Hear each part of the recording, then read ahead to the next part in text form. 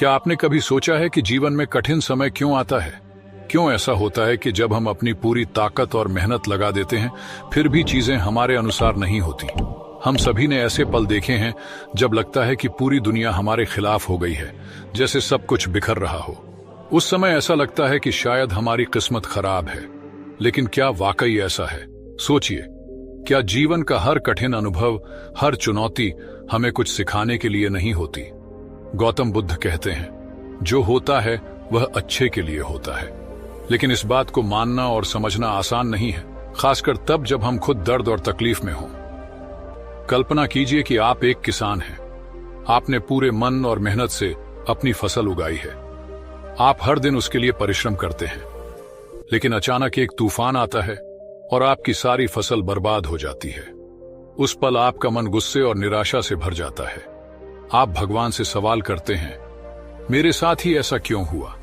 लेकिन क्या आपने कभी सोचा है कि शायद उस फसल का नष्ट होना भी आपको कुछ सिखाने के लिए हुआ हो? शायद यह आपको सिखा रहा हो कि आने वाले समय में और समझदारी से खेती कैसे करें। इसी तरह जब कोई नौकरी हाथ से निकल जाती है, कोई रिश्ता टूट जाता है या कोई सपना अधूरा रह जाता है, तो उस पल हमें लगता है कि यह हमारी असफलता है। लेकिन बुद्ध कहते हैं, हर घटना के पीछे एक गहरा कारण छिपा होता है। हर कठिनाई हमें मजबूत बनाने के लिए आती है। अगर ध्यान से देखें तो जीवन की यही मुश्किलें हमें बेहतर इंसान बनाती हैं। ये हमें सोचने पर मजबूर करती हैं कि क्या वाकई जो हम चाहते थे वह हमारे लिए सही था। आज की इस कहानी में मैं आपको गौतम बुद्ध की एक ऐसी गहरी सीख सुनाने जा रहा हूं जो आपके जीवन को देखने का नजरिया बदल देगी। यह कहानी आपको यह समझने में मदद करेगी कि जीवन की हर परिस्थिति में सकारात्मक रहना कितना महत्वपूर्ण है। तो दोस्तों, अंत तक जुड़े रहिए, क्योंकि इस कहानी का अंत आपको यकीन दिला देगा कि जो कुछ भी होता है वह सच में अच्छे के लिए होता है। गौतम बुद्ध और उनके शिष्य एक शांत सुबह यात्रा कर रहे थे।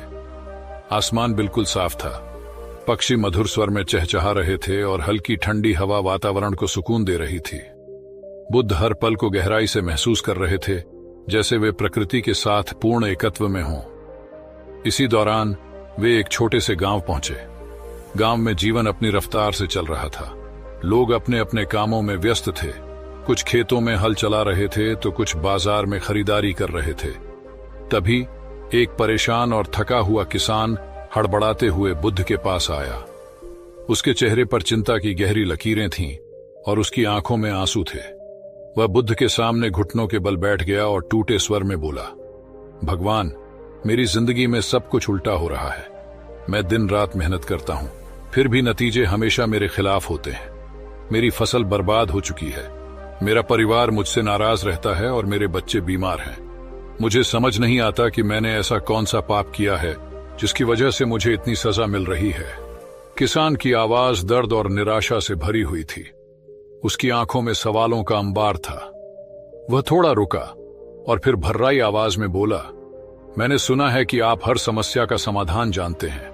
आप कहते हैं कि जो होता है वह अच्छे के लिए होता है, लेकिन मेरी जिंदगी में तो कुछ भी अच्छा नहीं हो रहा।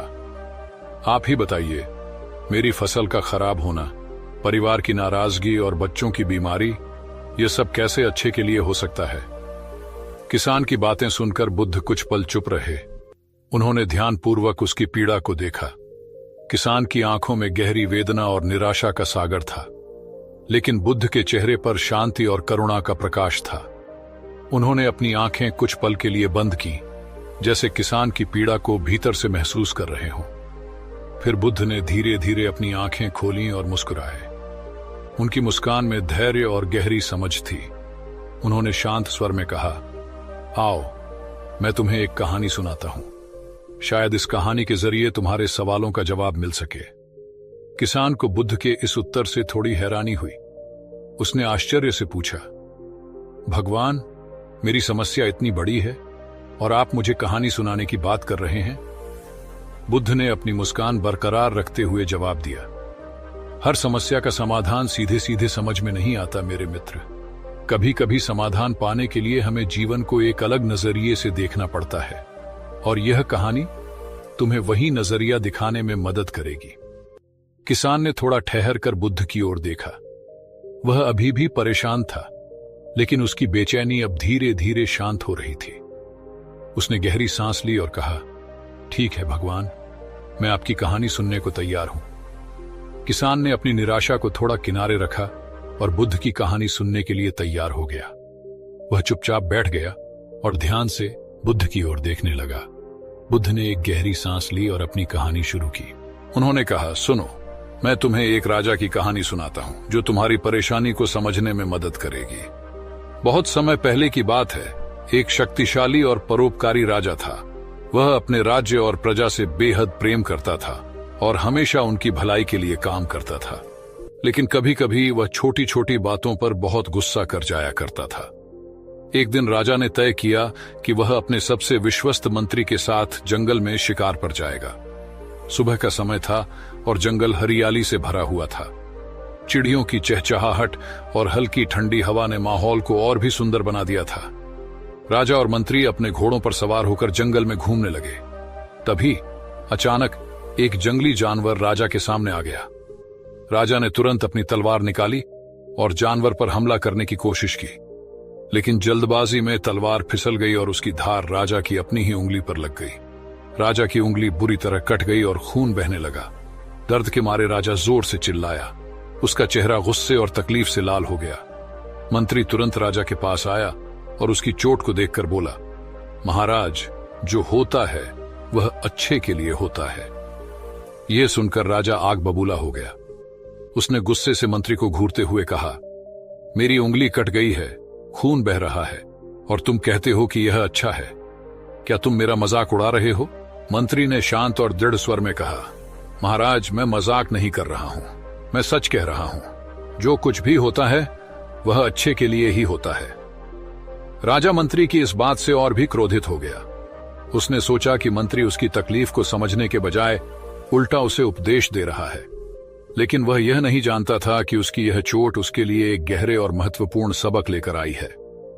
राजा को मंत्री की बात सुनकर और भी ज्यादा गुस्सा आया। उसने तुरंत अपने सैनिकों को आदेश दिया, इस मंत्री को तुरंत जेल में डाल दो।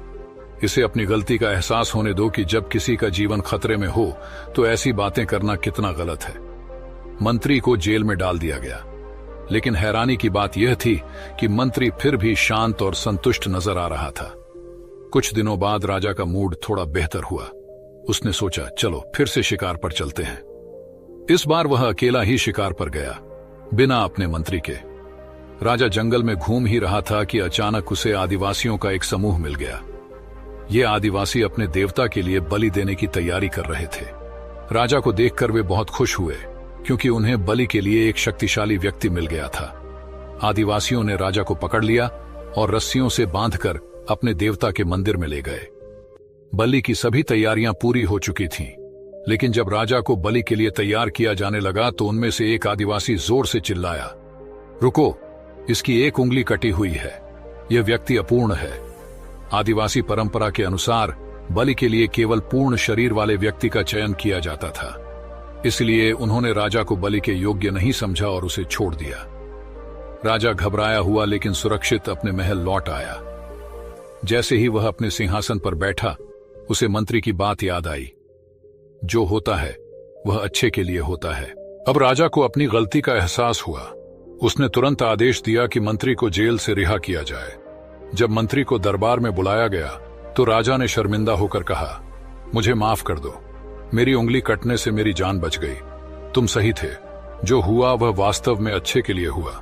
लेकिन एक बात बताओ, जब मैंने तुम्हें जेल में डाला तो क्या वह भी तुम्हारे लिए अच्छा था? मंत्री ने मुस्कुराते हुए कहा, जी हां महाराज, अगर मैं जेल में नहीं होता तो मैं भी आपके साथ शिकार पर जाता, और जब आदिवासी आपको छोड़ देते तो बलि के लिए मुझे ही ले जाया जाता। इसलिए जो हुआ वह मेरे लिए भी अच्छे के लिए ही हुआ।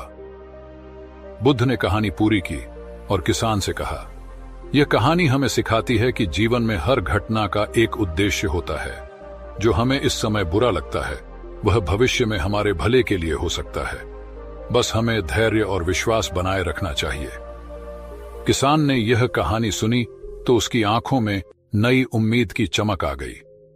उसने महसूस किया कि शायद उसकी कठिनाइयां भी किसी बड़े उद्देश्य का हिस्सा हैं। बुद्ध ने किसान से कहा, जीवन में हर कठिनाई एक शिक्षक की तरह होती है। यह हमें कुछ सिखाने और बेहतर इंसान बनाने के लिए आती है।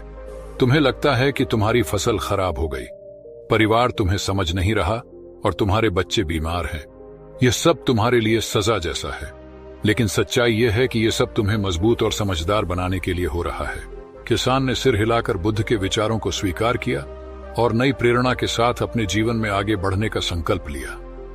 बुद्ध ने अपनी बात को आगे बढ़ाते हुए कहा, क्या तुमने कभी देखा है कि जब एक किसान अपने खेत में हल चलाता है तो वह पहले जमीन को तोड़ता है और उसे पलटता है?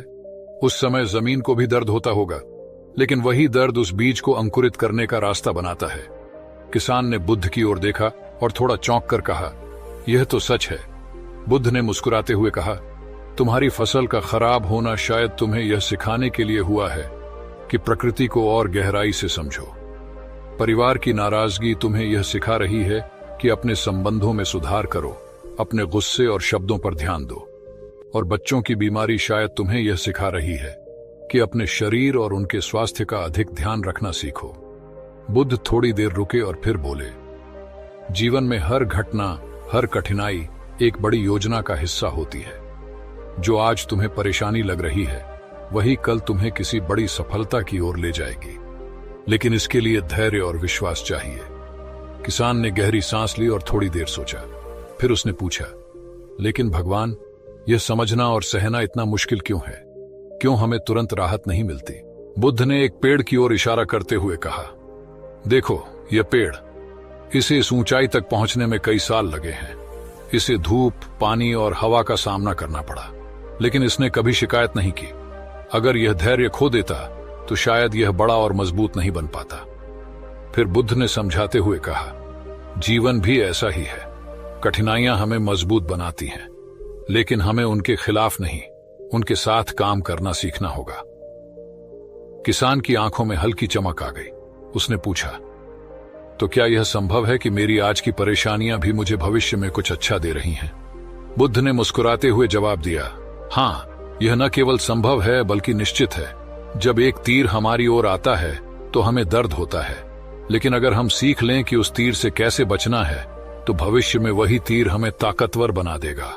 किसान ने अपने सिर को झुकाते हुए कहा, शायद आप सही कह रहे हैं, कठिनाई भी एक आशीर्वाद हो सकती है। बुद्ध ने किसान की ओर देख मुस्कुराते हुए कहा, जीवन के इस पाठ को हमेशा याद रखना, कठिनाइयां हमें केवल मजबूत बनाने के लिए आती हैं, और जब तुम इस सत्य को समझ लोगे तो कोई भी समस्या तुम्हें तोड़ नहीं पाएगी। बुद्ध ने शांत स्वर में कहा, जीवन हमें हर दिन सिखाने के लिए नई चुनौतियां देता है। जो लोग इनसे डरते हैं वे वहीं रुक जाते हैं, लेकिन जो इनसे सीखते हैं वे आगे बढ़ते हैं। अब ये तुम्हारे ऊपर है कि तुम इन परेशानियों को अपना दुश्मन मानोगे या उन्हें अपनी ताकत बनाने का रास्ता। किसान ने गहरी सांस ली और खुद से वादा किया, मैं अपनी समस्याओं का सामना न केवल धैर्य से करूंगा बल्कि उनसे सीखने की भी कोशिश करूंगा। दोस्तों, आज की यह कहानी हमें एक गहरी सीख देती है। कठिन समय हमारे जीवन का हिस्सा है, लेकिन यह हमें तोड़ने के लिए नहीं बल्कि हमें मजबूत बनाने के लिए आता है। कभी कभी जो आज बुरा लगता है वही भविष्य में हमें बड़ी खुशियां और सीख देने का जरिया बनता है। सोचिए, अगर राजा की उंगली नहीं कटती तो क्या उसकी जान बच पाती? अगर मंत्री जेल में नहीं होता तो क्या वह बच पाता?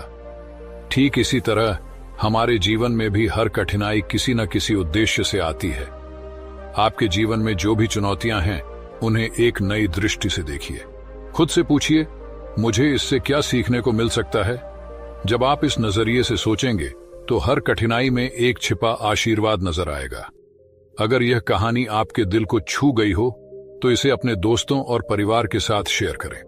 इस वीडियो को लाइक करें और हमारे चैनल सिद्धार्थ 2x को सब्सक्राइब करना ना भूलें, क्योंकि हम आपके लिए ऐसी ही प्रेरणादायक कहानियां और सीख लाते रहेंगे।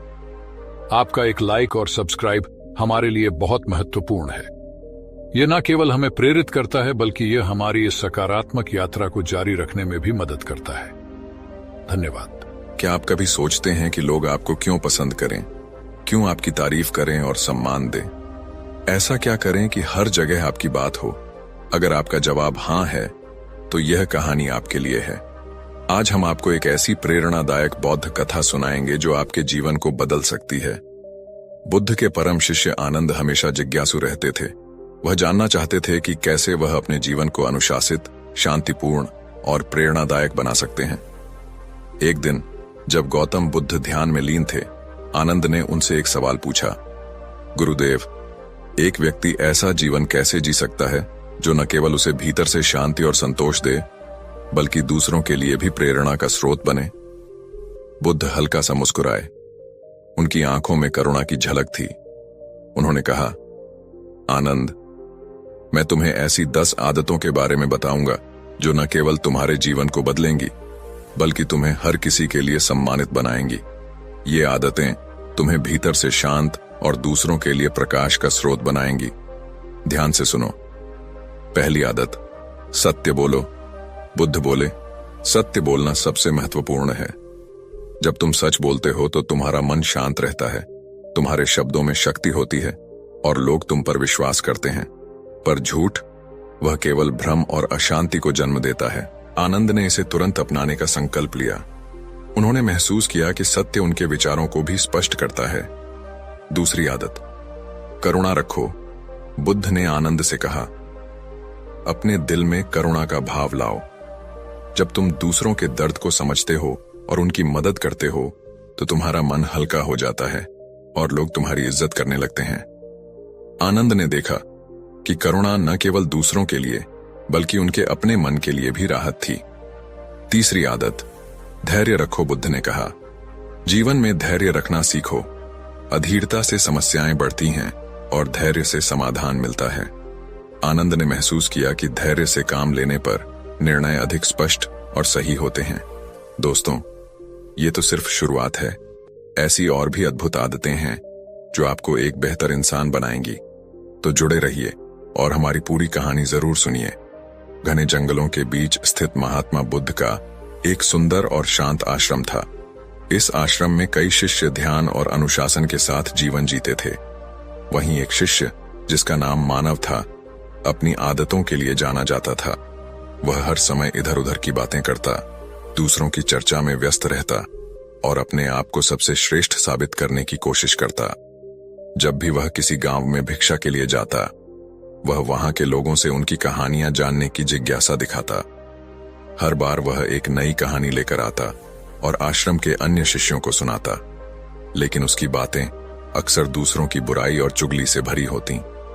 वह अपने मुख से अपनी प्रशंसा करते हुए कहता, मैं एक अमीर परिवार से हूं, आरामदायक जीवन छोड़कर मैं सत्य की खोज के लिए यहां आया हूं। आश्रम के अन्य शिष्य उसकी इस आदत से परेशान थे। वे देखते थे कि मानव खुद को सबसे बुद्धिमान और श्रेष्ठ साबित करने में लगा रहता है, लेकिन उसकी बातें और व्यवहार न तो उसे खुशी देते थे, न ही दूसरों को। एक दिन मानव ने गुरु के सामने अपनी बुद्धिमत्ता और त्याग की प्रशंसा करते हुए कहा, गुरुदेव, मैं वह सब छोड़कर यहां आया हूं जो अन्य लोग चाहकर भी नहीं छोड़ सकते। मैं यहां सत्य की खोज में हूं और मुझे यकीन है कि मैं बाकी शिष्यों से ज्यादा योग्य हूं। गुरु ने उसकी बातों को ध्यान से सुना और एक हल्की मुस्कान के साथ बोले, मानव, सत्य की खोज केवल शब्दों से नहीं होती, बल्कि कर्मों और शांत मन से होती है। तुम्हारे शब्द केवल तुम्हारे अहंकार को बढ़ा रहे हैं। अगर तुम सच्चा ज्ञान और शांति पाना चाहते हो तो मैं तुम्हें एक साधना दूंगा। मानव ने उत्सुकता से पूछा, गुरुदेव, वह साधना क्या है? गुरु ने कहा, आज से अगले 7 दिनों तक तुम मौन का पालन करोगे। तुम किसी से कुछ नहीं कहोगे और केवल अपने विचारों पर ध्यान दोगे। जो भी महसूस करो उसे लिखो, पर बोलो मत। यह तुम्हारे भीतर की अशांति को शांत करेगा और तुम्हें अपने वास्तविक स्वरूप से परिचित कराएगा। मानव यह सुनकर असमंजस में पड़ गया, लेकिन गुरु का आदेश मानने के लिए तैयार हो गया। उसने अगले 7 दिनों तक मौन व्रत धारण करने का प्रण लिया। आश्रम के अन्य शिष्य यह देखकर आश्चर्यचकित थे।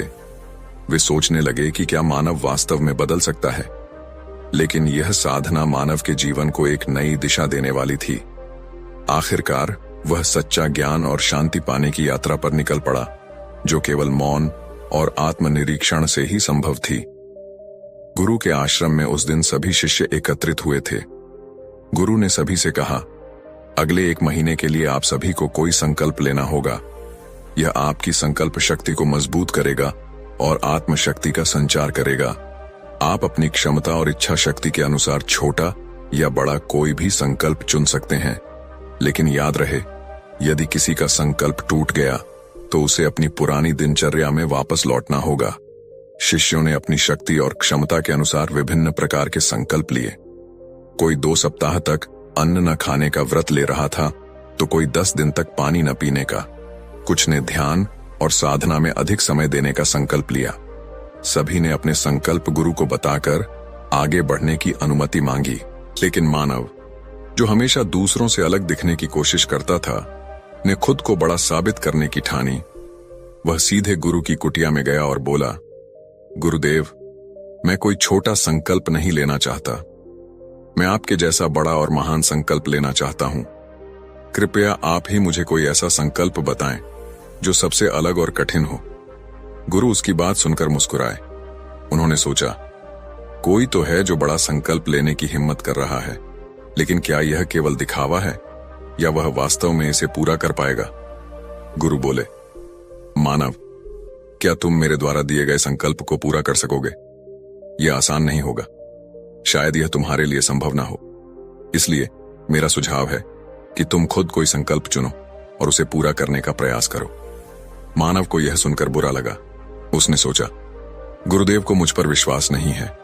अब चाहे कुछ भी हो जाए, मैं अपना संकल्प पूरा जरूर करूंगा और उन्हें दिखाऊंगा कि मैं भी बड़ा संकल्प पूरा करने में सक्षम हूं।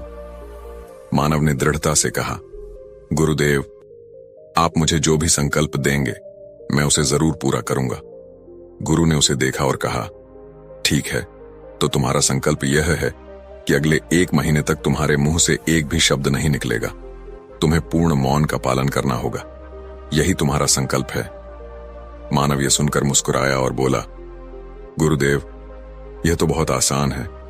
1 महीने तक बस चुप रहना है। इसमें कोई कठिनाई नहीं है। आप मुझे कोई और बड़ा और कठिन संकल्प दीजिए जो मेरी योग्यता के अनुरूप हो। गुरु ने गहरी नजरों से उसे देखा और कहा, मानव, यह संकल्प अब तक कोई भी पूरा नहीं कर सका है। यह इतना आसान नहीं है जितना तुम्हें लग रहा है। तुम्हें यही संकल्प पूरा करना है। मानव ने आत्मविश्वास से सिर हिलाया और मन ही मन ठान लिया कि चाहे कुछ भी हो जाए, वह इस बार गुरु को निराश नहीं करेगा। लेकिन क्या वह सचमुच इस कठिन चुनौती का सामना कर पाएगा? आश्रम के अन्य शिष्य इस बात को लेकर उत्सुक थे कि मानव इस संकल्प को कैसे निभाएगा। आने वाले दिन मानव के जीवन में एक गहरा परिवर्तन लेकर आने वाले थे। मानव ने गुरु की बात मानी और उसी क्षण से मौन धारण कर लिया। गुरु से आज्ञा लेकर वह अपनी कुटिया से बाहर चला गया। शुरुआत में उसे यह संकल्प बहुत आसान लग रहा था। पहला दिन बिना बोले चुपचाप बीत गया, लेकिन जैसे जैसे समय आगे बढ़ा, उसके लिए यह मौन धारण करना कठिन होता गया। दूसरे दिन से ही उसके मन में बोलने की इच्छा का बोझ बढ़ने लगा। तीसरे दिन उसे अजीब सा भारीपन महसूस हुआ और चौथे दिन वह बेचैनी से भर उठा। आश्रम में अन्य शिष्य आपस में बातचीत करते थे। हंसी ठिठोली और बहसें चलती थीं। मानव को यह सब देखकर अपने विचार साझा करने की तीव्र इच्छा होती थी। वह चाहता था कि वह अपनी बात कह सके, दूसरों की बोलती बंद कर सके, लेकिन उसका संकल्प उसे रोक रहा था। इसलिए वह पूरे दिन बस इशारों और हाव भाव से अपनी बात कहने की कोशिश करता रहता। कुछ और दिन बीत गए और मौन के इस संकल्प ने उसके शरीर और मन दोनों को प्रभावित करना शुरू कर दिया। मानव बीमार पड़ गया। उसका सिर दर्द से फटने लगा। उसे खाने पीने का मन नहीं होता था। उसके अंदर एक ही ख्याल दौड़ता था, मैं बोलना चाहता हूं। आखिरकार वह गुरु के पास पहुंचा। उसने एक कागज पर लिखकर अपनी व्यथा व्यक्त की। गुरुदेव, मैं अब बोलना चाहता हूं। बिना बोले मैं सांस नहीं ले पा रहा। मेरी सांसें भारी हो रही हैं। मैं अंदर ही अंदर घुट रहा हूं। मुझे क्या करना चाहिए? क्या मैं अपना संकल्प तोड़ दूं? गुरु ने उसकी बात पढ़कर मुस्कुराते हुए कहा, संकल्प तो टूटने के लिए ही होते हैं, लेकिन जो अपना संकल्प पूरा कर लेता है वह अपनी आंतरिक शक्ति को मजबूत करता है, और जो अपनी आंतरिक शक्ति को बढ़ा लेता है वह साधना और आध्यात्मिकता के मार्ग पर आगे बढ़ता है। संकल्प लेना और उसे तोड़ना दोनों तुम्हारे ही हाथ में है। अगर तुम इसे निभा नहीं सकते तो अपने संकल्प को तोड़कर अपनी पुरानी दिनचर्या में लौट जाओ। लेकिन याद रखना, यदि तुम आज इस छोटे से संकल्प को निभाने में असमर्थ हो तो अपने जीवन की बड़ी चुनौतियों का सामना कैसे करोगे? निर्णय तुम्हारे ही हाथ में है। गुरु की बात ने मानव के भीतर गहरी चोट पहुंचाई। बिना कुछ कहे वह वापस अपनी कुटिया में लौट गया और खुद को वहां बंद कर लिया। अब वह केवल जरूरी कामों के लिए ही बाहर आता था। बाकी समय वह अपनी कुटिया के भीतर चुपचाप बैठा रहता। 15 दिन बीत चुके थे। आश्रम के अधिकांश शिष्यों का संकल्प अब तक टूट चुका था, लेकिन मानव अब भी अपने संकल्प पर कायम था। उसने मौन व्रत लेने के बाद से एक भी शब्द नहीं बोला था। यह देखकर पूरा आश्रम आश्चर्यचकित था। जो व्यक्ति हमेशा दूसरों से अधिक बोलता था, वही आज पूरी तरह चुप था। 15 दिन पूरे होने पर मानव फिर से गुरु के पास गया। उसने एक और कागज पर लिखा, गुरुदेव, मैं बाहर से तो शांत हूं, लेकिन मेरे अंदर अजीब सी हलचल मची हुई है। मेरे मन में तरह तरह के विचार उठते हैं। बहुत सारी शिकायतें और भावनाएं उमड़ती हैं। मेरे अंदर का यह शोरगुल मुझे परेशान कर रहा है। क्या इस स्थिति में भी मेरा संकल्प जारी है? गुरु ने मुस्कुराते हुए कहा, हां, तुम्हारा संकल्प जारी है, लेकिन जब तक बाहरी आवाजें तुम्हारे कानों में गूंजती रहेंगी, तुम्हारा मन सवाल उठाता रहेगा। तुम्हें इन आवाजों से दूर जाना होगा। मन को बोलने की आदत है। जब तक इसे उत्तेजना मिलेगी, यह शांत नहीं होगा। मानव ने गुरु को प्रणाम किया और बिना कोई जवाब दिए अपनी कुटिया में लौट गया। अब उसने अपने मौन को और गहरा करने का निर्णय लिया। वह अपने भीतर की आवाजों को भी शांत करने का प्रयास करने लगा। सुबह होते ही मानव ने अपनी कुटिया छोड़ दी और गहरे जंगल की ओर चला गया। उसके जाने के बाद आश्रम में कई दिन बीत गए। संकल्प का समय पूरा हो गया था, लेकिन मानव वापस नहीं लौटा। आश्रम के सभी लोग चिंतित थे। कुछ ने सोचा कि शायद जंगली जानवरों ने उसे खा लिया होगा। इस बीच आश्रम के शिष्यों ने उसे ढूंढने की बहुत कोशिश की, लेकिन मानव का कोई पता नहीं चला। धीरे धीरे सभी ने मान लिया कि वह अब इस दुनिया में नहीं है, लेकिन गुरु ने ऐसा नहीं सोचा। एक दिन आश्रम का एक शिष्य गुरु के पास आया और बोला, गुरुदेव, हमारे बातूनी भाई मानव को क्या हुआ होगा? क्या उसे जंगली जानवरों ने मार डाला होगा? गुरु ने गंभीरता से उत्तर दिया, संभव है कि जानवरों ने उसे अपना शिकार बना लिया हो, लेकिन इसके अलावा एक और कारण भी हो सकता है। शायद उसे वह मिल गया जिसके लिए वह गया था। शिष्य ने हैरान होकर पूछा, गुरुदेव, क्या इतना अधिक बोलना हानिकारक हो सकता है? गुरु ने मुस्कुराते हुए कहा, मनुष्य के जीवन के अनेक दुखों में से एक बड़ा दुख यह है कि वह कभी चुप नहीं रह पाता। वह हमेशा बोलता और सोचता रहता है। हमारे जीवन के अधिकांश झगड़े और संघर्ष हमारे निरर्थक बोलने के कारण होते हैं। गुरु ने समझाया, परिवार में अक्सर झगड़े इसलिए होते हैं क्योंकि हम अपने मन की हर बात दूसरों तक पहुंचाना चाहते हैं। हम हमेशा दूसरे को यह समझाना चाहते हैं कि वह गलत है और हम सही हैं। इसी क्रम में हम एक दूसरे की बुराई करने लगते हैं। यह चक्र अनंत काल तक चलता रहता है। इस दौरान हम न केवल अपनी शांति खोते हैं, बल्कि अपने अनमोल जीवन का भी नुकसान कर बैठते हैं। गुरु ने गहरी बात कही, इस पागलपन में हम क्या खोते हैं, इसका एहसास केवल कुछ ही लोगों को होता है।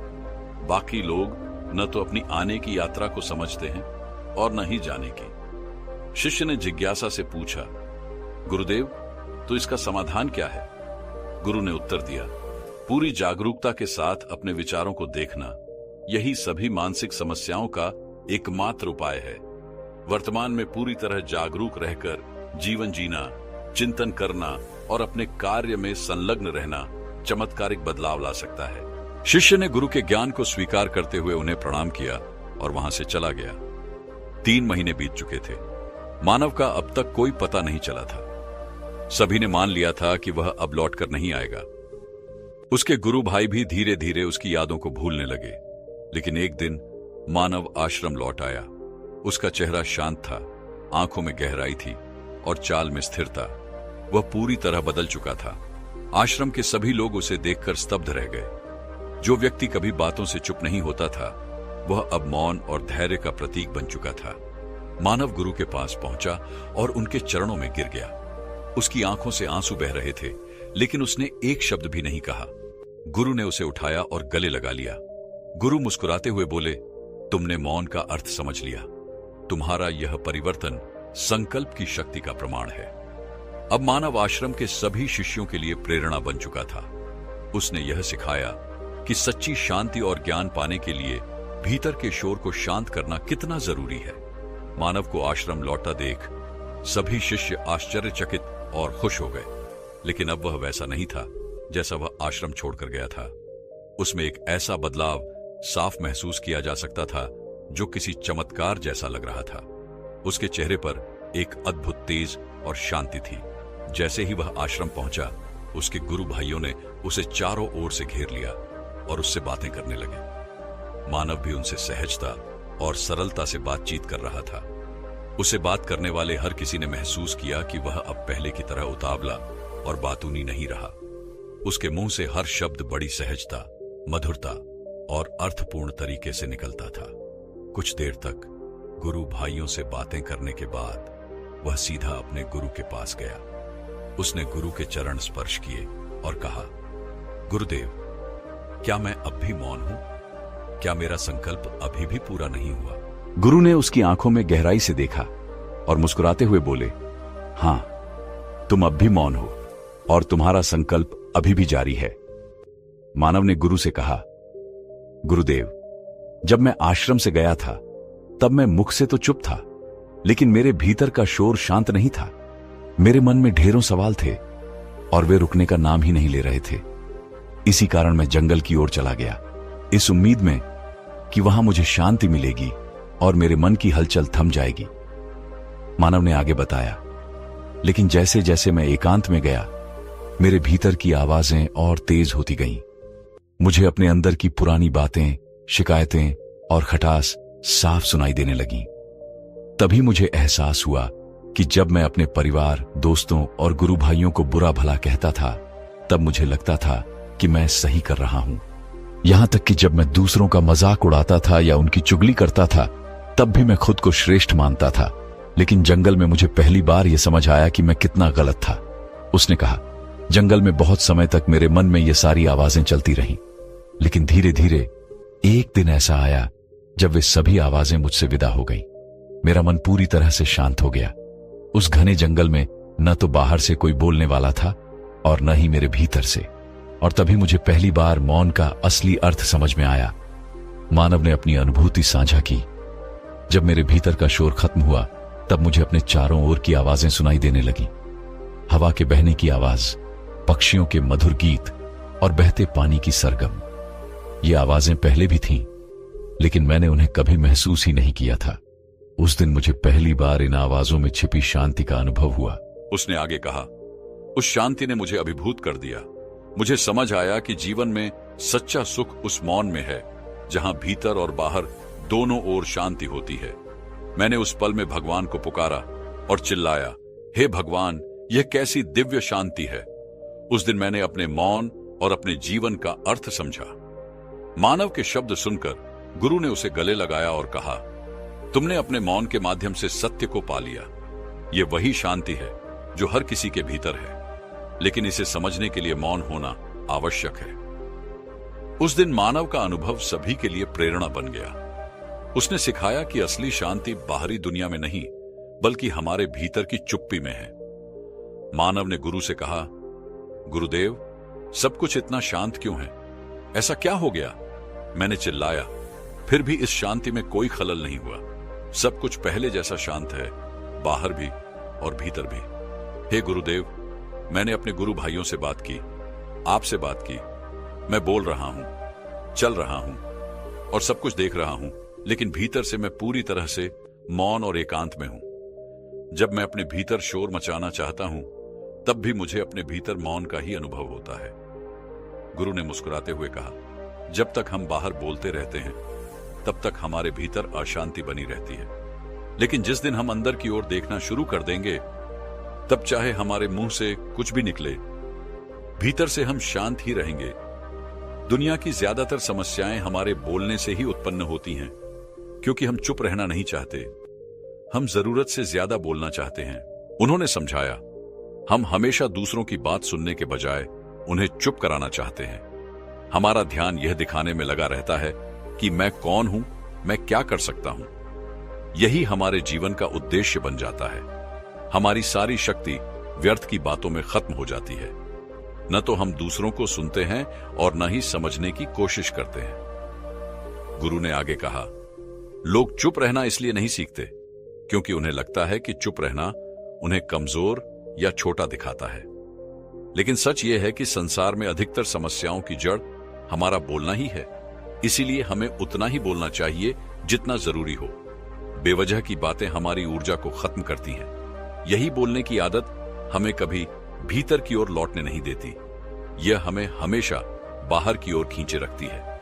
उन्होंने मानव से कहा, बाहर क्या है? बस एक दुखी संसार। लेकिन अगर तुम अपने भीतर के संसार की ओर मुड़ना चाहते हो तो तुम्हें अपने मुंह को बंद रखना होगा। यही कारण है कि जितने भी बुद्ध हुए हैं या आत्मज्ञानी हुए हैं, वे सभी एकांत की ओर गए। वहां उन्हें न बोलने की जरूरत होती है और न सुनने की। यही एकांत उन्हें भीतर की यात्रा करने में मदद करता है। गुरु ने यह भी बताया, हालांकि अगर कोई चाहे तो इस संसार में रहकर भी शांत और एकांत में रह सकता है। इसके लिए उसे अपनी ऊर्जा बचानी होगी, जिसे वह अब तक निरर्थक शब्दों में नष्ट करता रहा है। जब वह ऐसा करता है तभी वह एक सुखी, प्रभावशाली और गुणवान व्यक्ति बन सकता है। दोस्तों, इस कहानी से हमें यह सीख मिलती है कि व्यर्थ का बोलना हमारी ऊर्जा को नष्ट करता है। बहुत अधिक और अनावश्यक बातें करना हमें अपने भीतर की ओर झुकने नहीं देता। यह हमें बाहर की दुनिया में उलझाए रखता है, जो अक्सर दुख और अशांति से भरी होती है। अगर आप अपनी ऊर्जा को बचाकर अपनी बातें सीमित रखते हैं तो आप भीतर की ओर यात्रा कर सकते हैं। यह यात्रा ही सच्ची शांति और खुशी का मार्ग है। गांव में रहने वाला सबल नाम का युवक हर समय अपने मन में चल रहे नकारात्मक विचारों से परेशान था। उसका मन कभी स्थिर नहीं रहता था। वह या तो अपने अतीत को लेकर पछताता रहता या फिर भविष्य की अनिश्चितताओं से डरा रहता। यह बेचैनी उसकी जिंदगी को बोझिल बना चुकी थी। सबल का ध्यान अक्सर अतीत की गलतियों पर अटक जाता। वह सोचता, काश मैंने वह काम ऐसे किया होता, काश उस समय वैसा निर्णय लिया होता। इसके अलावा भविष्य की चिंताएं भी उसका पीछा नहीं छोड़ती। वह डरता, कहीं मैं असफल ना हो जाऊं, अगर मुझसे गलती हो गई तो लोग क्या कहेंगे, कहीं मेरा मजाक ना बन जाए। इस तरह नकारात्मक विचारों का एक अंतहीन सिलसिला उसके मन को थका रहा था। एक दिन सबल के एक मित्र ने उसे सुझाव दिया, पास के जंगल में एक बौद्ध गुरु रहते हैं। वे बहुत ज्ञानी हैं। अगर तुम अपनी समस्या लेकर उनके पास जाओगे तो वे तुम्हें जरूर मार्गदर्शन देंगे। सबल ने मित्र की बात मानी और बौद्ध गुरु से मिलने जंगल की ओर चल पड़ा। वहां पहुंचकर उसने गुरु के चरणों में प्रणाम किया और अपनी समस्या बताई। उसने कहा, गुरुवर, मेरा मन कभी शांत नहीं रहता। हर समय इसमें नकारात्मक विचार चलते रहते हैं। मैं या तो अपने अतीत के बारे में सोच सोचकर परेशान रहता हूं या फिर भविष्य को लेकर डरता रहता हूं। कृपया मुझे बताइए कि मैं अपने मन को कैसे खाली करूं। गुरु ने धैर्यपूर्वक उसकी पूरी बात सुनी और मुस्कुराते हुए बोले, सबल, मन को खाली करना कोई एक दिन का काम नहीं है। यह एक लंबी प्रक्रिया है जिसमें अभ्यास, संयम और धैर्य की आवश्यकता होती है। सबल ने उत्सुकता से पूछा, गुरुवर, कृपया मुझे यह प्रक्रिया समझाइए, मैं इसे सीखना चाहता हूं। गुरु ने समझाया, सबसे पहले तुम्हें यह समझना होगा कि मन को खाली करने का अर्थ विचारों को मिटाना नहीं है। इसका अर्थ है विचारों को देखकर उनसे जुड़ाव खत्म करना। जैसे नदी का पानी बहता है, वैसे ही विचार भी आते जाते रहते हैं। उन्हें रोकने की कोशिश करना व्यर्थ है। इसके बजाय उन्हें बहने दो और सिर्फ एक दर्शक बने रहो। गुरु ने सबल को ध्यान का अभ्यास करने के लिए कहा। उन्होंने कहा, हर सुबह शांत जगह पर बैठो, अपनी आंखें बंद करो और अपने श्वास पर ध्यान केंद्रित करो। जैसे ही कोई विचार आए, उसे बिना किसी प्रतिक्रिया के गुजरने दो। यह अभ्यास तुम्हें धीरे धीरे अपने विचारों से दूरी बनाने में मदद करेगा। सबल ने पूछा, गुरुवर, लेकिन यह बहुत कठिन लगता है। मैं कैसे जानूं कि मैं सही दिशा में बढ़ रहा हूं? गुरु ने उत्तर दिया, सबल, जब तुम ध्यान करने लगोगे तो शुरुआत में तुम्हें बेचैनी महसूस होगी, लेकिन धैर्य और निरंतर अभ्यास के साथ तुम्हारा मन शांत होने लगेगा। सबसे बड़ी बात यह है कि खुद को समय दो और हर दिन अभ्यास करो। यही तुम्हारे मन को खाली करने की कुंजी है। गुरु की बातों से सबल को अपने मन की परेशानी का समाधान मिलता दिखाई दिया। उसने तय किया कि वह गुरु के बताए गए मार्ग का अनुसरण करेगा और अपने विचारों को नियंत्रित करने के लिए नियमित ध्यान करेगा। सबल ने बौद्ध गुरु से कहा, गुरुवर, मैं इस प्रक्रिया को पूरी तरह अपनाने के लिए तैयार हूं, चाहे वह कितनी भी कठिन क्यों न हो। कृपया मुझे सिखाइए कि मैं अपने मन को कैसे खाली करूं और नकारात्मक विचारों से कैसे दूर रहूं।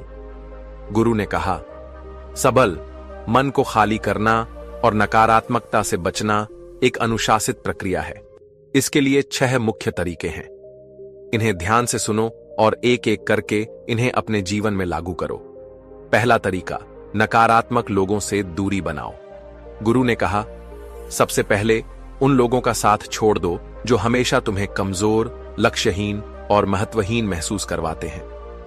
तुम्हारे आसपास कुछ ऐसे लोग हो सकते हैं जो अपने धन, पद या किसी अन्य उपलब्धि का घमंड करते हैं। वे अक्सर दूसरों को छोटा दिखाने का प्रयास करते हैं ताकि खुद को बड़ा साबित कर सकें। ऐसे लोग तुम्हारे आत्मविश्वास को चोट पहुंचाते हैं और तुम्हारे अंदर असफलता का डर भर देते हैं। उन्होंने आगे कहा, यह जरूरी नहीं कि ये लोग सिर्फ बाहर के हों। कई बार हमारे अपने परिवार के सदस्य या मित्र ही हमें नीचा दिखाने की कोशिश करते हैं। वे हमारे विचारों, प्रयासों और सपनों का मजाक उड़ाते हैं। ऐसे लोगों से दूरी बनाना ही बेहतर है, क्योंकि वे तुम्हारे आत्मसम्मान को नष्ट कर सकते हैं और तुम्हारे अंदर नकारात्मकता पैदा कर सकते हैं। दूसरा तरीका, सच्चे और प्रेरणादायक मित्र चुनो। गुरु ने समझाया, तुम्हारे जीवन में मित्रों का बहुत बड़ा प्रभाव होता है, इसलिए बहुत ही सोच समझकर अपने मित्रों का चुनाव करो। केवल उन्हीं लोगों को अपना मित्र बनाओ जो तुम्हारे विकास में सहायक हों, तुम्हारी भावनाओं को समझें और जिनकी सोच सकारात्मक और प्रेरणादायक हो। उन्होंने आगे कहा, ऐसे मित्र बनाओ जिनसे तुम कुछ सीख सको, जिनकी संगति में तुम्हारा आत्मविश्वास बढ़े और जो तुम्हें अपने लक्ष्यों को प्राप्त करने के लिए प्रेरित करें। हमारे चरित्र और जीवन पर माँ बाप के बाद सबसे ज्यादा प्रभाव हमारे मित्रों का पड़ता है। इसीलिए अच्छे मित्रों का होना बेहद आवश्यक है। सबल ने गुरु की बातें बड़े ध्यान से सुनी। उसे महसूस हुआ कि उसके जीवन में बहुत सारी नकारात्मकता केवल उसके गलत संगत और कुछ लोगों के कारण थी, जो उसके आत्मसम्मान को ठेस पहुंचाते थे। गुरु ने कहा, इन 2 तरीकों को समझो और इन्हें अपने जीवन में उतारो। आगे के तरीकों को मैं तुम्हें अगले पाठ में सिखाऊंगा। बौद्ध गुरु ने सबल से कहा, तुम्हारे जीवन में सबसे अहम बात यह है कि तुम उन 5 लोगों के औसत हो जिनके साथ तुम सबसे ज्यादा समय बिताते हो। यदि तुम्हारे आसपास के लोग ईमानदार हैं, तो तुम्हारे भीतर भी ईमानदारी आनी शुरू हो जाएगी। अगर वे सभी लोग अमीर हैं, तो तुम भी अमीर बनने की दिशा में बढ़ोगे। यही कारण है कि तुम वही बन जाते हो जैसा तुम्हारा सामाजिक दायरा होता है। गुरु ने आगे कहा, एक महान दार्शनिक ने कहा था कि तुम मुझे किसी इंसान के मित्रों से मिलवा दो, मैं उसके मित्रों को देखकर उस इंसान का भविष्य बता दूंगा।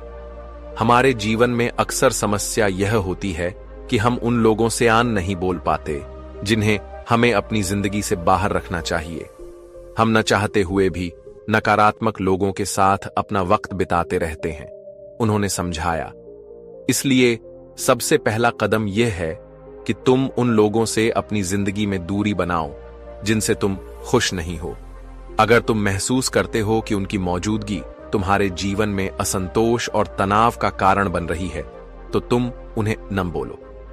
तीसरा तरीका, वर्तमान में जियो। बौद्ध गुरु ने कहा, मन को खाली करने का तीसरा तरीका यह है कि तुम हमेशा वर्तमान में जियो। उन्होंने आगे कहा, तुम अपना अतीत नहीं बदल सकते, लेकिन तुम अपना वर्तमान अवश्य बदल सकते हो।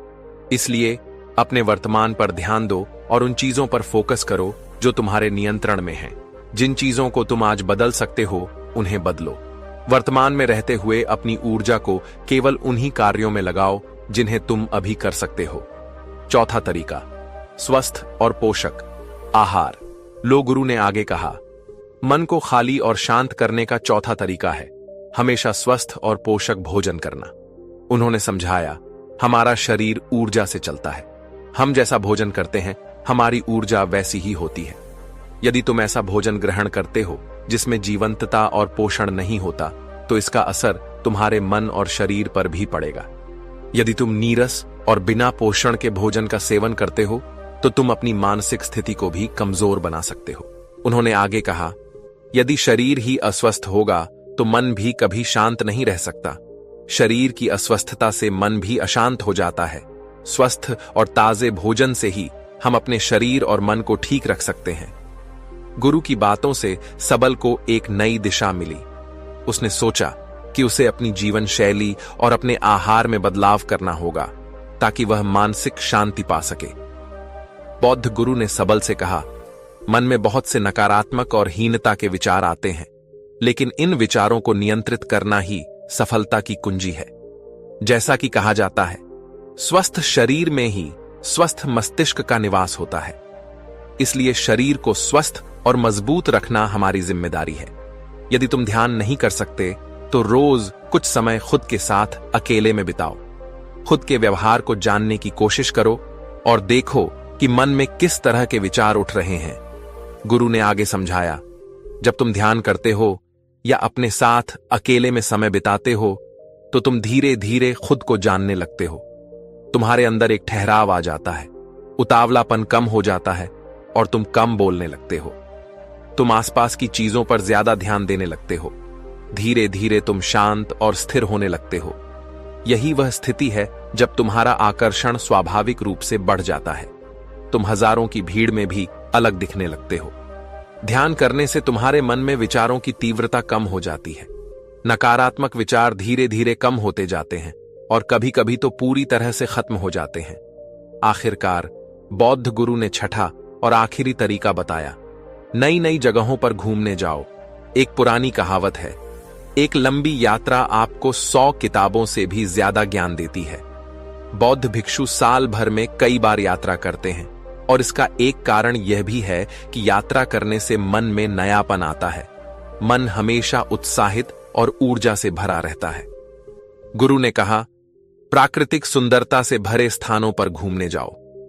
जब तुम यात्रा करो तो अपने आसपास की हर चीज पर पूरा ध्यान दो। इससे तुम्हारी ध्यान देने की आदत बढ़ेगी और तुम प्रकृति की सुंदरता और उसकी आवाज में खो जाने की आदत डाल पाओगे। उन्होंने आखिरी में कहा, जब तुम यात्रा करो तो वर्तमान में रहो। अतीत की गलतियों और भविष्य की चिंताओं को भूल जाओ। यही है मन को खाली करने का तरीका। इस सीख के साथ सबल ने महसूस किया कि मानसिक शांति पाने के लिए उसे जीवन में बदलाव लाना होगा। उसने अपने विचारों, आहार और सामाजिक संबंधों में सुधार करने का निश्चय किया। जहां कहीं भी मोह होगा वहां बंधन होगा और जहां बंधन होगा वहां दुख होगा। इसलिए बौद्ध गुरु ने सबल को उपदेश देते हुए कहा, तुम्हें इन बंधनों से मुक्त होना होगा। उपदेश समाप्त करने के बाद बुद्ध वापस लौट आए। अगले दिन एक व्यक्ति बुद्ध के पास आया और बोला, गुरुवर, कल का उपदेश मुझे आपके लिए था। मैं समझ गया हूं कि मेरा दुख उन बंधनों और मोह से था जिनसे मैं जुड़ा हुआ था। अब मैं सभी बंधनों को तोड़कर आपके पास आया हूं। मेरे जीवन का अब एकमात्र उद्देश्य सत्य को प्राप्त करना है। कृपया मुझे अपने साथ रखिए। बुद्ध मुस्कुराए और बोले, तुमने कौन कौन से बंधन छोड़े हैं? व्यक्ति ने उत्तर दिया, मेरे घर में मेरे माता पिता, मेरी पत्नी और मेरा छोटा बच्चा है। मेरी पत्नी अक्सर बीमार रहती है और मेरे जीवन में बहुत दुख था जब तक मैंने आपका उपदेश नहीं सुना था। लेकिन अब मैंने समझ लिया है कि मेरी पत्नी, बच्चे और माता पिता के साथ जो बंधन है वही मुझे दुख देते हैं। जब मैं अपनी पत्नी को बीमार होते हुए देखता हूं तो मुझे दुख होता है।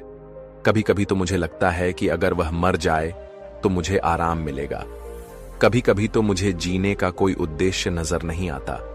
लेकिन अब मैं समझ गया हूं कि इन रिश्तों से जुड़ा रहना ही मेरे दुख का कारण था। इसीलिए मैंने इन सब को छोड़ दिया है और आपके पास आया हूं। अब मेरी केवल एक ही इच्छा है, सत्य को जानना।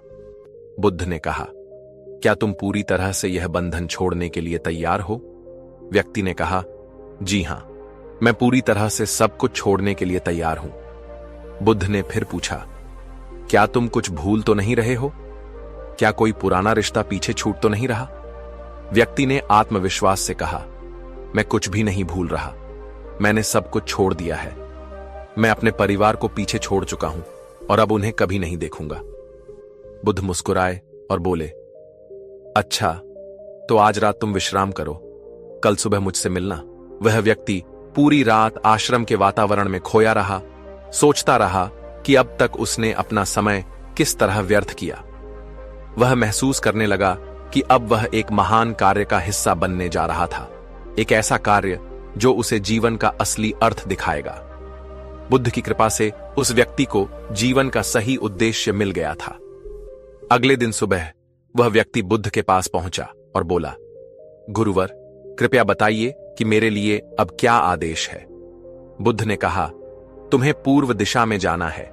वहां एक गांव है जहां तुम्हें एक महिला मिलेगी। वह एक ज्ञानी महिला है। वह तुम्हें जो भी दे तुम उसे लेकर आना। व्यक्ति ने बिना देर किए यात्रा शुरू की। रास्ते में अत्यधिक गर्मी थी और उसे भूख भी लगने लगी थी। लंबा रास्ता था और वह थक चुका था। बीच बीच में वह सोचता रहा कि अगर वह घर पर होता तो इस धूप में घूमने की बजाय आराम कर रहा होता और भोजन कर रहा होता। सोचते सोचते वह उस गांव में पहुंच गया। वहां उसने वह महिला देखी जो बेहद खूबसूरत थी। वह उसे देखता ही रह गया।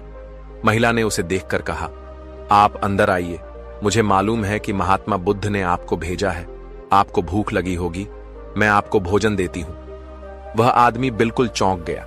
यह वही भोजन था जिसके बारे में वह रास्ते भर सोच रहा था। महिला ने उसे भोजन परोसा। आदमी हैरान था कि रास्ते की सारी थकान और भूख इस भोजन के सामने हल्की लग रही थी। भोजन करते समय उसकी नजरें महिला के पैरों पर पड़ी। वे बेहद सुंदर और कोमल थे। महिला ने मुस्कुराते हुए कहा, बुद्ध के चरण अत्यंत सुंदर हैं।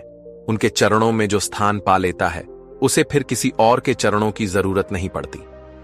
यह सुनकर वह आदमी सिर झुका लेता है। भोजन समाप्त होने के बाद उसे लगा कि थोड़ा आराम मिल जाए तो अच्छा होगा, लेकिन वह जानता था कि अब उसे यहां से जाना पड़ेगा। तभी महिला ने कहा, आपने भोजन तो कर लिया, थोड़ी देर विश्राम भी कर लीजिए, मैं आपको पंखा कर देती हूं। वह आदमी हैरान था कि वह जो सोच रहा था वही हो रहा था। उसे लगा यह कोई संयोग होगा। उसने चादर बिछाई और आराम करने लेटा। महिला ने उसे पंखा किया। वह आदमी छुप छुप कर महिला को बार बार देखता रहा। वह कभी उसके चेहरे को देखता, कभी उसके पैरों को। उसकी सुंदरता और कोमलता ने उसे मंत्रमुग्ध कर दिया। मन ही मन वह सोचने लगा, कितनी सुंदर स्त्री है, कितनी शांत, सुंदर और प्यारी वाणी है। यह तो मेरी पत्नी होनी चाहिए थी। वह मन ही मन महिला के लिए कविताएं गढ़ता रहा। थोड़ी देर बाद उसे याद आया कि अब वापस भी जाना है। उसने महिला से कहा, अब मुझे चलना चाहिए, गुरुवर के पास वापस जाना है। लेकिन जाते समय उसे फिर से महसूस हुआ कि वह महिला की सुंदरता को एक बार फिर ध्यान से देखना चाहता था। तभी महिला ने उसे देखा और कहा, शरीर में कुछ नहीं रखा, यह तो बस मांस, हड्डी और रक्त का जोड़ है। यह सुनकर वह व्यक्ति चौंका और भीतर से एक गहरी समझ पैदा हुई। उसकी आंखों के सामने से मोह और माया का पर्दा हटने लगा। उसने महसूस किया कि जो उसे पहले सुंदरता लग रही थी वह केवल अस्थाई और नश्वर था। वह आदमी महिला के शब्दों को सुनकर घबराया और बोला, आप तो अंतर्यामी हैं, आप मेरी मन की आवाज सुन लेती हैं। महिला ने मुस्कुराते हुए कहा, नहीं, मैं कोई अंतर्यामी नहीं हूं। बुद्ध की कृपा और साधना से ही मैंने जीवन को समझा है और मन के भावों को पहचानना सीखा है। इसलिए मैं तुमसे कह रही हूं कि शरीर में कुछ नहीं रखा है, यह तो नष्ट हो जाएगा। यह सुनकर आदमी भीतर से लज्जित हुआ और उसने सोचा, इस स्त्री ने मेरे मन की सारी बातें जान ली, फिर भी मुझसे कितना आदर और सम्मान किया, और मैं इसके बारे में क्या सोच रहा था? मैं कितना पापी हूं। वह आदमी शर्मिंदा होकर महिला से आंखें नहीं मिला सका और वहीं से वापस बुद्ध के पास लौट आया। वहां पहुंचकर उसने सारी बातें बुद्ध से कह दी। गुरुवर, मुझसे बड़ी गलती हो गई है, वह बोला। बुद्ध मुस्कुराए और कहा, मैं पहले से ही तुम्हारे मन के भाव को जानता था। अब तुम मुझे बताओ, क्या तुम सच में बंधनों से मुक्त हो गए हो? आदमी बोला, जी हां, मैंने आपके कहे अनुसार अपने सारे मोह और बंधन त्याग दिए हैं। मेरा मोह तो अपने परिवार से था, जिसे मैंने छोड़ दिया है। बुद्ध ने समझाया, बाहरी बंधन और मोह को छोड़ने से हम बंधन मुक्त नहीं हो जाते। बंधन और मोह हमारे भीतर होते हैं, ना कि बाहर। तुमने परिवार के बंधन को छोड़ दिया, लेकिन एक और बंधन बांधने का प्रयास किया जो तुम्हारे भीतर था, जिसके कारण आज तुम खुद को पापी समझ रहे हो। आदमी बोला, गुरुवर, आप सही कह रहे हैं। मैंने अपनी पत्नी से पीछा छुड़ाना चाहा था। लंबे समय से वह ही काम करती थीं और मैं ज्यादा कमाई नहीं कर पा रहा था। इस वजह से मैं अपनी जिम्मेदारी से भागना चाहता था। जब मैंने आपका उपदेश सुना तो मुझे लगा कि परिवार ही सबसे बड़ी बाधा है। उसे छोड़ने से ही सत्य की प्राप्ति होगी। लेकिन मैं गलत था। अब मैं समझ गया हूं कि सत्य की प्राप्ति में सबसे बड़ी बाधा परिवार नहीं, बल्कि मैं खुद हूं। बुद्ध ने कहा, मैं जो भी कहता हूं, लोग अपने स्वार्थ अनुसार ही सुनते हैं। जहां उनका स्वार्थ होता है, वहां वे मेरी बातें मानते हैं, और जहां उनका स्वार्थ नहीं होता, वहां वे उन्हें नकार देते हैं। मोह, कामना, इच्छा, वासना, क्रोध, ये सभी चीजें हम बाहर की दुनिया में ढूंढते रहते हैं। कामना से इच्छा पैदा होती है, इच्छा से वासना, और वासना पूरी न होने पर क्रोध। यही सब एक दूसरे से जुड़ा हुआ है। बुद्ध ने जारी रखा, जब भी तुम्हें क्रोध आए, तुम इसका जिम्मेदार दूसरों को ठहरा देते हो कि उस व्यक्ति ने मुझे गुस्सा दिलाया, लेकिन कभी यह नहीं सोचते कि क्रोध की वजह मैं खुद हूं। अगर तुम चाहो तो क्रोध नहीं आएगा। इसी तरह बंधन बाहर नहीं होते, वे हमारे मन में होते हैं। इसीलिए हम सब दुखी होते हैं, क्योंकि हमारे मन में बंधन और मोह होते हैं। आदमी को बुद्ध की बातों का गहरा एहसास हुआ और वह अपनी गलती को समझ गया। गुरुवर, अब मुझे पूरी तरह से समझ में आ गया है कि असली बंधन भीतर होते हैं और मुझे इन्हें छोड़ने की आवश्यकता है। दोस्तों, कैसी लगी आपको यह कहानी? अगर आपको यह कहानी ज्ञानवर्धक लगी हो तो कृपया लाइक करें, कमेंट करें और हमारे चैनल सिद्धार्थ 2x को सब्सक्राइब करें। मिलते हैं अगली कहानी में। आज की इस कहानी में हम आपको कुछ तरीके बताएंगे जिनसे आप धोखा खाने से खुद को बचा सकते हैं। जो लोग दूसरों की बुरी बातों पर अधिक ध्यान देते हैं, वे अपने जीवन में अशांत रहते हैं। अगर हम अपने जीवन में सुख शांति पाना चाहते हैं तो हमें दूसरों की बुरी बातों को नजरअंदाज करना चाहिए। जो लोग हमारे आसपास रहते हैं, उनकी जरूरत पड़ने पर मदद जरूर करनी चाहिए। दूसरों की मदद करने से हमें भी शांति मिलती है। हमारे सामने बहुत सी ऐसी चीजें आती हैं जो हमें बिल्कुल भी पसंद नहीं होती, लेकिन हमें उनके साथ रहना पड़ता है। आप बुरी चीजों को बदल नहीं सकते, बस आपको उनसे बचने का तरीका आना चाहिए। तो चलिए जानते हैं उन तरीकों के बारे में जो गौतम बुद्ध जी ने अपने शिष्यों को बताई थी। नमस्कार दोस्तों, सिद्धार्थ 2x चैनल पर आपका स्वागत है। तो शुरू करते हैं। एक युवक था जिसका नाम मानव था। एक दिन वह गुस्से में आकर जंगल में चला गया। वह जंगल के एक बड़े वृक्ष पर अपना गुस्सा निकालने के लिए मुक्के मार रहा था।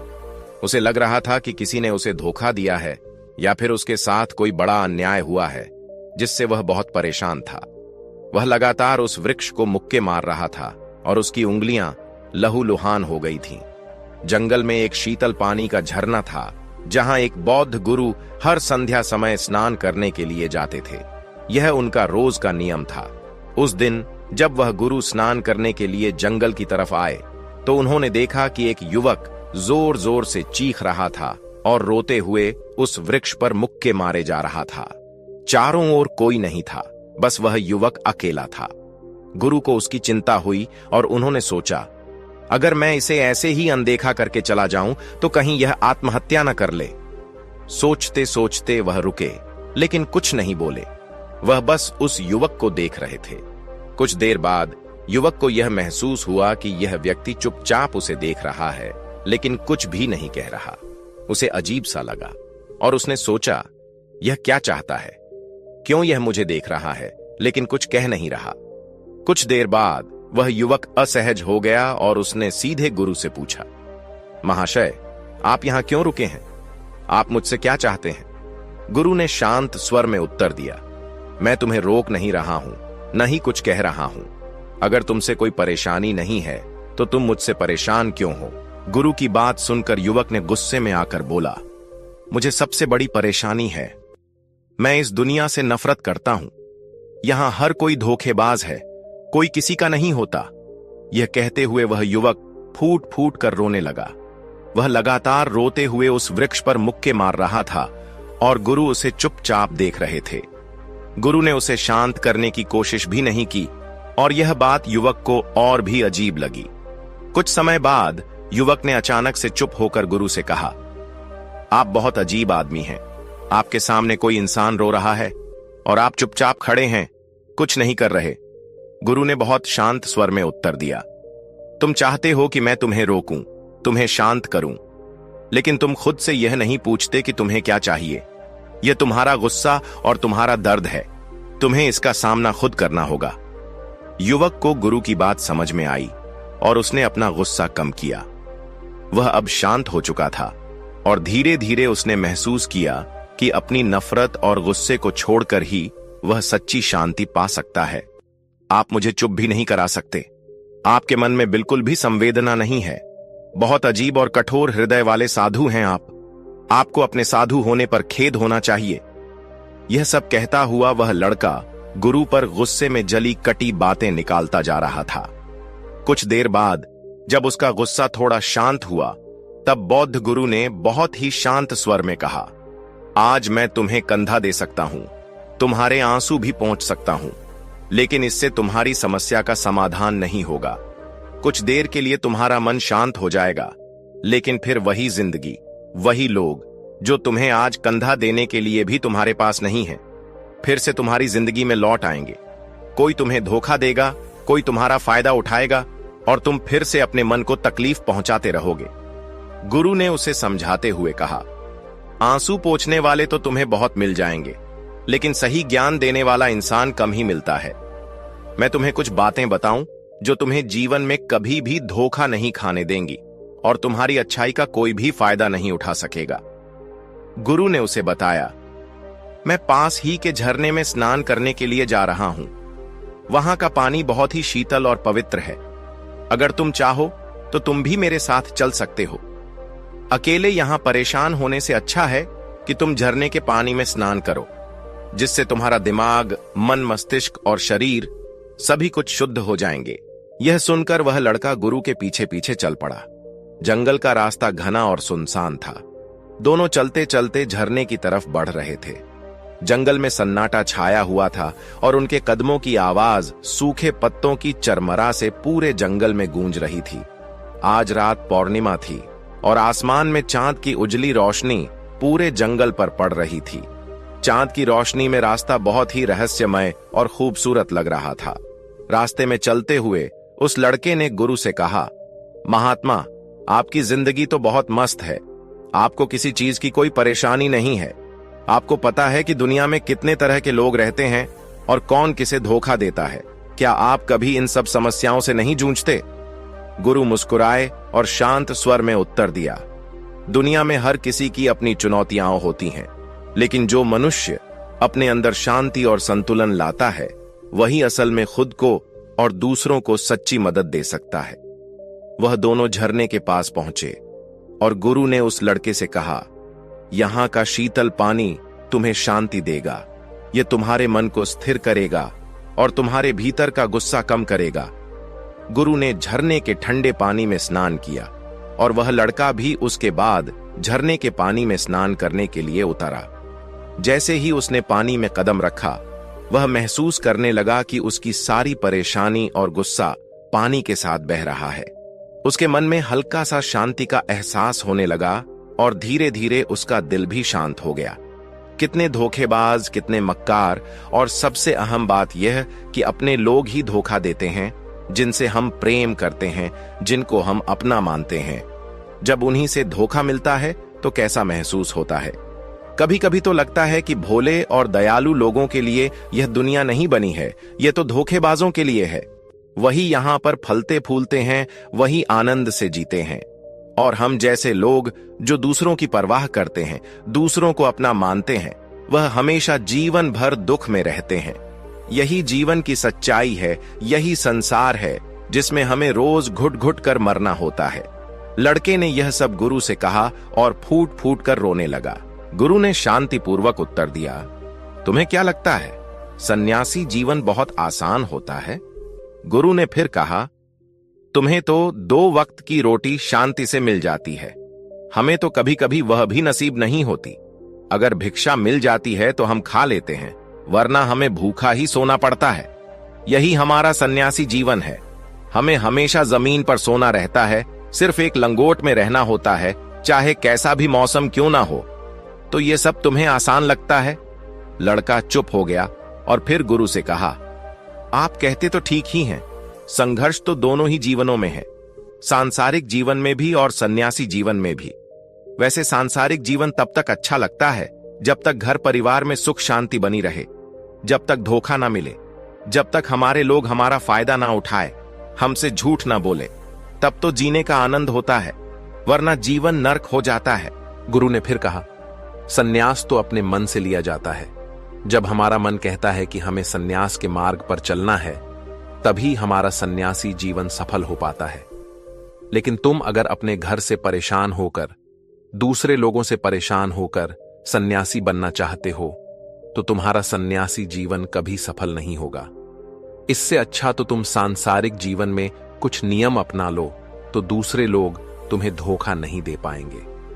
सबसे पहले तो यह समझो कि धोखा उन्हीं को मिलता है जो भावनात्मक रूप से कमजोर होते हैं, जिनका दिल जल्दी पिघल जाता है, जो दूसरों को दुख में नहीं देख पाते। ऐसे लोग धोखा खाने के ज्यादा शिकार होते हैं। गुरु ने समझाया, कोई भी आदमी अपनी परेशानी बताकर, अपने आप को दुखी दिखाकर तुम्हारा फायदा उठाने की कोशिश कर सकता है। क्या पता वह झूठ बोल रहा हो, दुखी होने का अभिनय कर रहा हो और तुम उसे सच समझ बैठो। कुछ समय बाद तुम्हें पता चलता है कि तुम धोखा खा गए हो। उस समय तुम्हारा मन अंदर से टूट जाता है। इसीलिए सबसे पहले ध्यान रखना कि किसी भी व्यक्ति को यह एहसास मत होने दो कि तुम भावनात्मक रूप से कमजोर हो। अंदर से तुम्हारा दिल नरम है। अगर उन्हें यह कमजोरी समझ में आ गई तो वह तुम्हारा फायदा उठाने की कोशिश करेंगे। गुरु ने कहा, इसलिए जब लोगों को लगेगा कि तुमसे कुछ बोलने का कोई फायदा नहीं है, कि यह आदमी बहुत कठोर है, तो खुद वह लोग जो झूठ बोल रहे हैं तुम्हारी तरफ बढ़ने का साहस नहीं करेंगे। गुरु ने युवक से कहा, वह आपके पास कभी नहीं आएंगे, वे वही चुनेंगे जो उनके लिए आसान शिकार होंगे। दूसरी बात, हम बहुत जल्दी दूसरों पर विश्वास कर लेते हैं। समय दो। किसी भी रिश्ते को आगे बढ़ाने के लिए समय की जरूरत होती है। समय के साथ तुम्हें सामने वाले इंसान की अच्छाई और बुराई का पता चलता है। तब तुम्हें पूर्ण रूप से पता चलता है कि इंसान वास्तव में कैसा है, अच्छा है या बुरा है। यह समय के साथ ही स्पष्ट होता है, इसीलिए जल्दी किसी पर विश्वास मत करो। गुरु ने आगे कहा, तीसरी बात यह है कि तुम्हें समझना होगा कि जो लोग दूसरों की चापलूसी करते हैं वे कितने खतरनाक हो सकते हैं। कुछ लोगों की आदत होती है दूसरों की तारीफ करने की।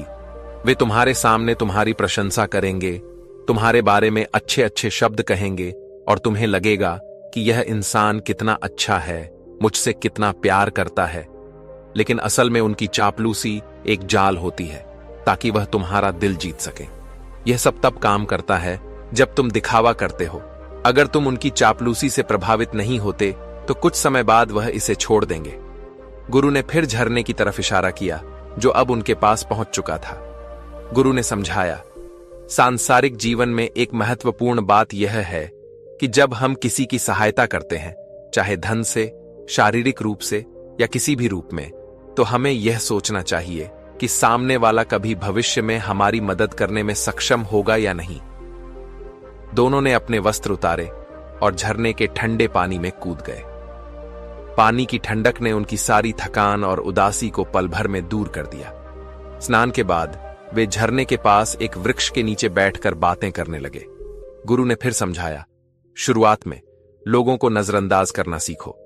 जब तुम किसी को शुरुआत में नजरअंदाज करते हो तो जो लोग लालच या स्वार्थ के कारण तुम्हारे पास आए थे वे खुद ही दूर हो जाएंगे।